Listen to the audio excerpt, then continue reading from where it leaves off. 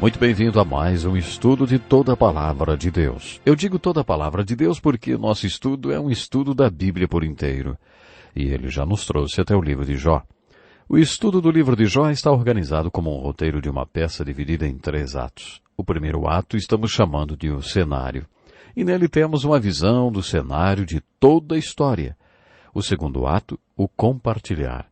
É a parte mais longa do livro que mostra a chegada dos 3 amigos de Jó e o diálogo que eles mantêm a respeito do dilema de seu sofrimento. O terceiro ato vamos chamar de a solução. Nesse ato, o jovem chamado Eliú entra em cena e faz um discurso. Como resultado desse discurso, Jó olha para o alto, vê Deus em um redemoinho e inicia uma longa conversa com Deus.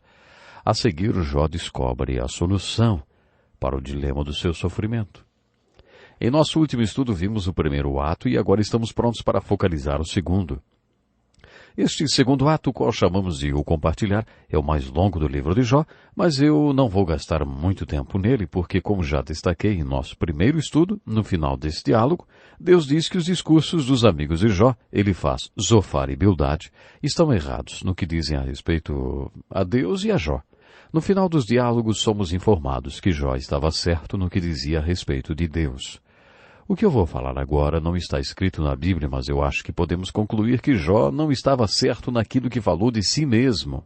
Provavelmente você vai concluir que todos esses 4 homens concordam em um ponto e discordam radicalmente em outro.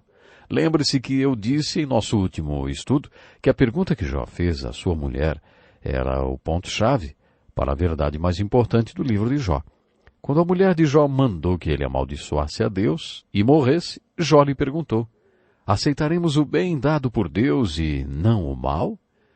Essa foi uma pergunta muito profunda. Os 4 homens concordavam que um homem bom podia esperar que Deus colocasse coisas boas em suas mãos, por ele ser bom. Mas eles discordavam no seguinte: Jó foi um homem aparentemente bom, mas Deus não estava colocando coisas boas em suas mãos. Era esse o dilema deles. Como resolver esse dilema? Jó e seus amigos discordavam radicalmente a respeito da solução. Os amigos de Jó disseram: Jó, deve haver algum pecado na sua vida, hein? Há alguns anos conheci um pastor com 3 filhos que tiveram doenças que os levaram à morte. As pessoas da sua pequena igreja começaram a falar que aquela tragédia podia ser um sinal de pecado na vida do pastor. A maneira como eles lidaram com o dilema do sofrimento do pastor o levou a ser internado em uma casa de repouso. Hoje chamamos esses paroquianos de consoladores de Jó. Os consoladores de Jó são consoladores que não consolam. Eles disseram a Jó: Jó, deve haver algum pecado em sua vida, porque Deus sempre coloca coisas boas nas mãos de um homem bom. Se ele não está dando coisas boas para você, deve ser porque você está em pecado, Jó. Deve ser algum pecado. Você enganou todo mundo. Você parece um homem bom, mas Deus conhece o seu coração e sabe que há algum pecado em sua vida, Jó. A discussão fica feia. Jó chega a essa conclusão quando tenta resolver o dilema. Ele diz: de uma coisa eu tenho certeza. Sei que sou um homem justo. Sei que sou um homem justo. Durante todo esse diálogo, Jó insiste que ele é um homem justo e que sempre agiu corretamente. Quando você ler essa parte do livro de Jó, observe que ele e seus amigos concordavam que pessoas boas são abençoadas porque são boas e que pessoas más são amaldiçoadas porque são más. Depois observe no que eles discordam. Jó insiste: mas eu sou um homem justo. Em determinado momento a discussão até questiona se Deus é mesmo justo, já que permite esse sofrimento em sua vida. Quando Jó diz isso, seus amigos se exaltam e dizem: Deus não pode ser injusto. Você, Jó, é que deve ter sido injusto. É basicamente disso que trata essa parte longa que chamei de segundo ato do livro de Jó. Quando você estudar os discursos dos amigos de Jó, lembre-se que no final Deus falou para os amigos de Jó que eles não estavam certos no que falaram a respeito de Deus e de Jó. Quando você lê a Bíblia, aprende que para toda ação existe uma reação. Mesmo quando os amigos de Jó estavam errados, observe o que eles disseram. Eles deixaram bem claro para o que é certo. É isso que quero dizer quando digo que você pode aprender pela reação dos discursos deles. Você pode aprender muito se estudar a fundo esses discursos. Cada um deles faz uma abordagem diferente, mas os três amigos de Jó concordam que o problema de Jó é o pecado em sua vida, mas Deus diz que eles estavam errados. Elifaz alega que teve uma experiência assombrosa durante a noite que fez seus cabelos arrepiarem. De acordo com Elifaz, um espírito passou por ele. Ele não viu homem algum, mas no meio de um silêncio mortal, uma voz soprou um conselho para Elifaz, que ele passou para Jó. Isso mostra outro detalhe dos consoladores de Jó. Uma coisa é ir visitar alguém, vamos dizer, com intuitos malignos. Outra coisa é um irmão ou irmã crente se oferecer para orar pela doença da pessoa. E outra coisa bem diferente é dizer, Deus falou comigo ontem à noite e me disse que você foi curado. Ou Deus mandou essa mensagem para você. Lembro-me que um jovem advogado tinha acabado de descobrir que sua mulher estava morrendo por causa de uma doença incurável. Algumas pessoas lhes perguntaram se podiam orar pela cura dela. Mas aquelas pessoas não só oraram por ela. Antes disseram que tinham uma palavra de Deus, que sua esposa estava curada. O jovem advogado acreditou naqueles homens. Quando Deus levou sua esposa, esse jovem advogado não perdeu apenas a sua esposa. Ele perdeu também a sua fé. Ele disse, eles me disseram que Deus tinha dito que minha esposa estava curada. Quando aquela mulher de 32 anos morreu, aquelas pessoas não tinham nenhuma palavra de Deus. Isso é muito perigoso. É perigoso você dizer, meu conselho para você é baseado numa palavra de Deus. Deus falou comigo. Foi exatamente isso que Elifaz fez. Mas Deus disse a Elifaz que ele estava errado. Sabemos que Deus não falou nada daquilo. Elifaz insistiu que o sofrimento de Jó era causado pelo pecado em sua vida. Lembre-se que no diálogo que Deus teve com Satanás, depois do primeiro teste no qual Jó foi aprovado, Deus disse a Satanás, reparou em meu servo Jó? Ele se mantém íntegro apesar de você me haver instigado contra ele para arruiná-lo sem motivo. Deus nos diz aqui que não havia pecado algum na vida de Jó. Portanto, esses três homens estavam errados quando disseram que tudo aquilo estava sendo causado por causa de pecado na vida de Jó. Bildade culpa os filhos de Jó. Jó perdeu 10 filhos. De tudo que aconteceu, essa foi a sua maior perda. Bildade diz, quando seus filhos pecaram contra Deus, ele os castigou pelo mal que fizeram. Em todos os discursos de Bildade, ele vai falar para Jó que a causa de seu sofrimento é o pecado de seus filhos ou o pecado do próprio Jó. Em seu terceiro discurso, Bildade insinua que Jó seja um pecador tão terrível que deve ser um verme de pai para ter gerado filhos tão pecadores. Zofar, o terceiro amigo de Jó, amigo entre aspas, é agnóstico. Ele é um daqueles homens que dizem, eu não sei, você não sabe, ninguém mais sabe, mas faz bem pensar sobre isso. Zofar fala um monte de coisas, mas em resumo ele diz, você sabe? Você sabe alguma coisa? Alguém tem como saber? Deus sabe, mas você não sabe.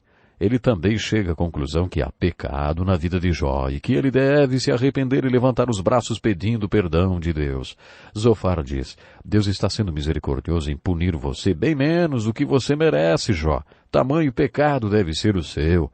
Esse foi o consolo de Zofar. Quando Jó fala, as suas palavras são muito mais edificantes do que as de seus amigos.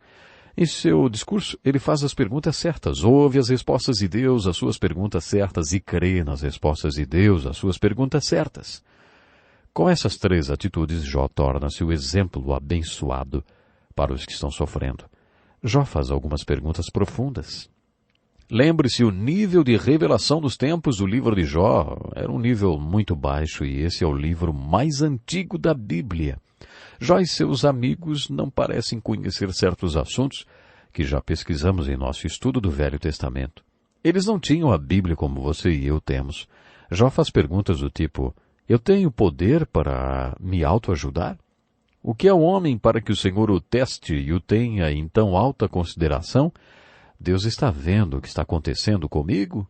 A seguir encontramos Jó abrindo seu coração em um lamento e perguntando: se houvesse alguém que servisse como árbitro entre mim e Deus, alguém que pusesse sua mão entre nós, ou se houvesse um advogado, um intermediário, alguém, um mediador que nos aproximasse. Então ouvimos Jó afirmar com convicção: essa pessoa existe. E Jó clama em alta voz: eu sei que o meu Redentor vive. E depois que meu corpo estiver destruído e sem carne, verei a Deus. Quando sobem as cortinas do terceiro ato, que eu chamo de A Solução, Jó e seus amigos ainda estão sentados em um círculo, mas há mais um homem que se uniu a eles. Esse jovem, cujo nome é Eliú, diz: eu sou jovem, vocês têm idade, por isso tive receio e não ousei dizer-lhe o que sei. Eles costumavam respeitar muito os mais velhos. Eliú continuou: mas é o Espírito dentro do homem que lhe dá o entendimento, o sopro do Todo-Poderoso. Não são só os de idade que entendem o que é certo. Por isso digo, escutem-me, também vou dizer o que sei. Nenhum de vocês demonstrou que Jó estava errado. Nenhum de vocês respondeu aos seus argumentos. Então passamos a ouvir o discurso de Eliú. Esse jovem entra em cena e manda Jó olhar para cima. Jó olha para cima, vê Deus em um redemoinho e conversa com Deus. Quando Jó conversa com Deus, não exclama: sou justo. Ele diz: sou pecador. Ele diz: meus ouvidos já tinham ouvido a teu respeito, mas agora meus olhos te viram. Por isso menosprezo a mim mesmo e me arrependo no pó e na cinza. Creio que o discurso de Eliú dá uma solução ao dilema de sofrimento de Jó, e creio que esse discurso seja o centro da mensagem do livro de Jó. Eliú diz que Jó está com as mãos abertas no centro desse dilema, perguntando a Deus: o que devo esperar que Deus coloque nas minhas mãos por eu ser um homem bom? Agora volte um pouco para o primeiro ato, quando tivemos uma ideia do cenário do livro de Jó. Satanás fez essa mesma acusação contra Jó. Hoje chamamos essa acusação de Satanás de a psicologia da religião, ou o ataque psicológico sobre a religião, o que parece que sempre leva a um ponto. Porque os cristãos são cristãos? Creio que no capítulo 35, versículos 1 a 7, Eliú resolve o dilema do sofrimento de Jó, quando lhe pergunta: você lhe pergunta, que vantagem tenho eu e o que ganho se não pecar? Desejo responder-lhe a você e aos seus amigos que estão aqui: olhe para os céus e veja, mire as nuvens tão elevadas. Se você pecar, em que isso o afetará? Se os seus pecados forem muitos, que é que isso lhe fará? Se você for justo, o que lhe dará? No meio daquela discussão, Eliú disse: Jó, você e seus amigos estão fazendo a pergunta errada. No meio disso tudo, suas mãos ficaram abertas, vazias, gananciosas e sujas. E você está perguntando: o que Deus vai colocar em minhas mãos? Essa não é a pergunta certa. Você se colocou no centro do seu sofrimento e se faz essa pergunta: se eu sempre vivi corretamente, por que tudo isso está acontecendo? Eu esperava ser abençoado com uma vida boa. Seria diferente se eu tivesse vivido uma vida de pecado? Você não vê que você mesmo é quem está no centro de toda essa questão? O que você recebe por isso? É assim que você pensa, né, Jó? Jó, o que você deveria realmente fazer é colocar as mãos de Deus no centro disso tudo e perguntar: será que vivi corretamente de uma maneira que agradou e glorificou a Deus? O que eu coloco nas mãos de Deus quando sou bom? Depois pergunte: se eu vivi uma vida de pecado, como isso magoou a Deus? Você não deve perguntar: como isso me magoou? Eliú está pensando como Davi, que mostrou ser guiado por Deus quando orou: contra ti, só contra ti pequei e fiz o que tu reprovas. Comparando, como Davi muito amava a Deus e realmente o feriu. Mas Deus fez com que o ferimento que Davi fez, que tinha atingido outras pessoas, tornou-se em nada, por causa desse amor verdadeiro de Davi por Deus. Você tem consciência de que está sempre agradando ou magoando a Deus? O dia todo, todos os dias da sua vida? De acordo com Eliú, é assim que você deve pensar. Mas Jó tinha uma outra perspectiva. No final do seu discurso, Eliú diz a Jó: olhe para o alto, Jó, enxergue as circunstâncias sob a perspectiva de Deus. Não fique olhando só para a situação e perguntando: o que eu ganho com isso? Olhe para o alto e pergunte: o que Deus ganha com isso? Quando os amigos de Jó fizeram seus discursos, Jó os rebateu duramente. Mas ele não rebateu Eliú. Jó simplesmente faz o que Eliú o mandara fazer. Ele olha para o alto e vê Deus em um redemoinho. Jó conversa muito com Deus. Ou será que eu deveria dizer, Deus conversa muito com Jó? Foram necessários vários capítulos para descrever tudo que Deus falou para Jó. E para a resposta de Jó para Deus, apenas alguns versículos. Esse homem ficou batendo na mesma tecla dizendo que era justo, mas no final do diálogo com Deus ele muda completamente de opinião sobre si mesmo e diz para Deus, meus ouvidos já tinham ouvido a teu respeito, mas agora os meus olhos te viram. Por isso menosprezo a mim mesmo e me arrependo no pó e na cinza. Deixe-me fazer uma pergunta.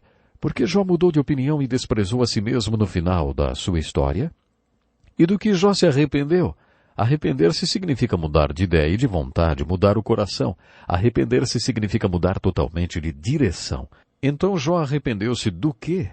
Posso dar uma ideia? Na minha opinião, Jó até então era o que chamam na psicologia dos cursos de religião um crente utilitário.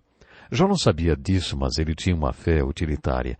Ele era um homem bom, tinha fé, era um homem de Deus. Mas, sem perceber, ele era um homem de Deus por causa daquilo que achava que Deus colocaria em suas mãos, por causa do que ele fazia pelos outros e por causa da sua vida religiosa. Jó não percebeu isso, mas Deus usou o sofrimento para forçar esse homem a ouvir seu coração até que tomasse consciência de que suas motivações eram utilitárias. Quando Jó olhou para o alto, viu cada vez mais claro o que deveria ter visto quando olhou para dentro, para a sua situação. Finalmente, no terceiro ato dessa peça, Jó olha ao redor. Depois de adquirir a perspectiva de Deus, Jó olha para dentro e se arrepende de ser um crente utilitário. Deus dirige-se aos 3 amigos de Jó e começa a rebatê-los. Deus diz a eles que tudo o que disseram a respeito dele e de Jó estava errado. Jó intercede por seus amigos quando Deus os repreende. Então, quando ele orou por seus amigos, Deus dobrou todos os bens de Jó. Muitas pessoas acham que o livro de Jó é a história de um homem de Deus que era muito rico e religioso. Deus tirou toda a riqueza desse homem, mas o homem de Deus continuou forte e adorando a Deus. Essa é uma compreensão muito simplista do livro de Jó. Há uma verdade muito mais profunda que descobrimos ao observar que Deus só dobrou todos os bens de Jó depois que ele orou por seus amigos. Você já tinha prestado atenção nisso? O livro de Jó nos fala de 3 perspectivas de vida que Deus quer que tenhamos. Deus quer que olhemos para dentro até que Ele nos mostre quem realmente somos. Deus quer que olhemos para dentro para enxergarmos o pecado em nossa vida. Deus quer que confessemos o pecado, que descobrimos quando olhamos para dentro. Deus não quer que paremos por aí, não. Se você tivesse que parar aí, sua vida continuaria a mesma, porque você não pode mudar nada então. Mas você pode ser muito analítico e não sair do lugar. A segunda perspectiva de vida que Deus quer que tenhamos é a visão superior.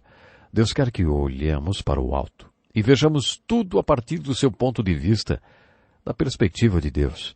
Deus quer que o coloquemos no centro de nossas vidas para que, independentemente das circunstâncias, nossa resposta nunca seja, mas eu, por que eu?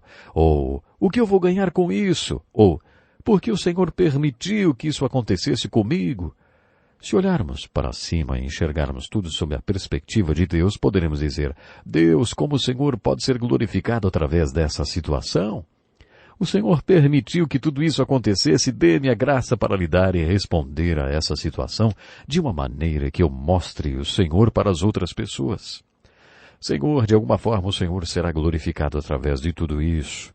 Isso nos dá uma perspectiva muito melhor do nosso sofrimento. Quando Jó olhou para dentro e depois para cima e finalmente orou por seus amigos, foi como se Deus dissesse, agora você vai para o primeiro lugar da fila, Jó.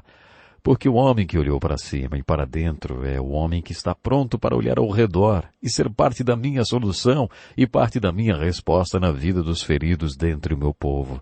Há uma verdade muito bonita no final do livro de Jó quando Deus dobra a sua riqueza. Se voltarmos um pouco no primeiro ato, veremos que Jó teve 7.000 ovelhas. Quando Deus dobrou a riqueza de Jó, deu-lhe 14.000. Já tinha 3.000 camelos no primeiro ato. Deus lhe deu 6.000. Deus dobrou todo o rebanho de Jó quando dobrou sua riqueza, mas Deus não dobrou o número de filhos quando dobrou sua riqueza. Quando Deus dobrou a riqueza de Jó, Deus lhe deu 7 filhos e 3 filhas. Por que Deus não lhe deu 14 filhos e 6 filhas quando dobrou a riqueza de Jó?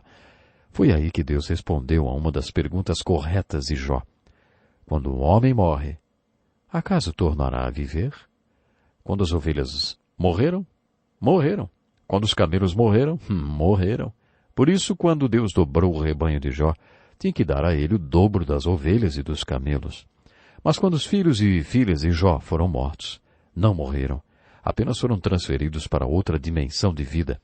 Por isso, na perspectiva de Deus, para que Jó tivesse 14 filhos e 6 filhas, Deus só tinha que dar a ele mais 7 filhos e mais 3 filhas, porque ele já tinha 7 filhos e 3 filhas no céu. Viu? Para a pergunta de Jó, quando um homem morre, acaso tornará a viver? Foi assim que Deus respondeu. Conheço pessoas que perderam seus filhos e enxergaram essa verdade no livro de Jó. Se você perguntar a elas quantos filhos têm, elas incluirão aquelas que já estão no estado eterno. Elas acreditam que seus filhos ainda vivem e aprenderam isso no livro de Jó. O livro de Jó fala sobre um homem que há milhares de anos aplicou a psicologia da religião à sua fé. Quando esse homem aplicou a psicologia da religião à sua fé, ele era um crente utilitário. Ele não tinha consciência disso, mas seus motivos eram utilitários. Quando Deus o fez olhar para dentro, mostrou a ele, no centro daquela situação, que suas mãos estavam sujas. Então, ele se arrependeu. Ele colocou as mãos de Deus no centro da sua experiência de vida e cresceu espiritualmente. Esse homem viveu mais 150 anos depois dessa descoberta sobre si mesmo. Depois ele morreu cheio de anos, porque Deus deu a ele aquela revelação. O apóstolo Paulo é um exemplo de um homem que sabia qual deveria ser o centro da sua experiência de fé. Quando ele teve um encontro com Jesus Cristo na estrada de Damasco, ele não perguntou, Senhor, o que o Senhor vai fazer por mim? Paulo fez outra pergunta, Senhor, o que o Senhor quer que eu faça? Isso é maturidade espiritual. Deus vai usar com frequência a ferramenta do sofrimento para nos fazer crescer espiritualmente. O livro de Jó é a história de como Deus usou a ferramenta do sofrimento para fazer crescer um homem que era um grande homem, temente a Deus, mas que, sem saber, era também um crente utilitário que estava preocupado com o que Deus ia fazer por ele. Deus permitiu que a ferramenta do sofrimento fizesse esse homem crescer até o ponto em que ele orou. Deus, o que eu posso fazer pelo Senhor? Não é o que o Senhor vai colocar nas minhas mãos, e sim o que eu vou colocar em suas mãos que resolve o dilema do sofrimento. É essa a mensagem do livro de Jó. Muito frequentemente é isso que significa o sofrimento que Deus permite que venha sobre as nossas vidas. Se você estiver sofrendo agora, se o seu coração está ferido, venha para o livro de Jó e veja o que Deus mostrou a Jó através do sofrimento. Estamos terminando o nosso tempo de estudo de hoje, convidando a você para estar conosco na próxima oportunidade. Que Deus lhe abençoe grandemente.